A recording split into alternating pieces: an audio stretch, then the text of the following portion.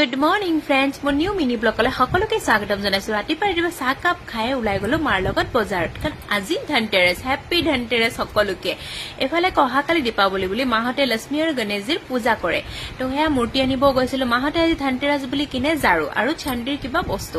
এফালে মাৰ পচন্দ নহয়। তাৰপিছত এয়া কি জানেনে, এয়া সৰুতে আমি আখৈ নে মাখৈ বুলি কৈছিলে, অলপ কনফিউজ, কিন্তু মনত আছে। এই ডগটো যে মোক দেখি বেয়া পলাইছে ফ্ৰেণ্ডছ। এইফালে আকৌ গধূলি আকৌ বজাৰত গলো, কাৰণ দিনত মাৰ পচন্দ নহল লক্ষ্মী আৰু গণেশজী। এই গধূলি যে বজাৰত ইমান ভিৰ নহয়, কি কম আৰু। এইফালে এখন দোকানতো সোমালো, নাই ইয়াতে পচন্দ হোৱা নাই। তাৰ মাটি চাকি কেইযোৰামান লৈ ললো অহাকালি জ্বলাবৰ কাৰণে। এইফালে আকৌ ফুলৰ মালাও লগাইছে, ফুলৰ মালাও লৈ ললো দুৱাৰত সজাবৰ কাৰণে নে কি। ফাইনেলি এইখন দোকানত মাৰ পচন্দ হৈছে লক্ষ্মী আৰু গণেশজী, লৈ ললো। এইফালে বিল্ডিংবোৰ ইমান ধুনীয়াকে সজাইছে, খুব ভাল লাগিলে। দাদা ছোৱালীজনীক বস্তুবোৰ ল'ব দিছিল, তাই বেয়া খং। এইফালে আকৌ মায়ে বাটাচা আৰু কিবা কিবি লৈছে দেই গাইছ। এইফালে আকৌ ওলাইছে চাম্মচ, মানে ধনতেৰছৰ কাৰণে।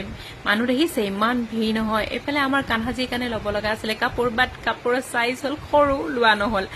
এইফালে দেখিছো গৰম গৰম চাওমিন বনাইছে, নাখাও বুলি ভাবিছো, কিন্তু পেক কৰি ললো আৰু ঘৰত আহি খালো। বাবা।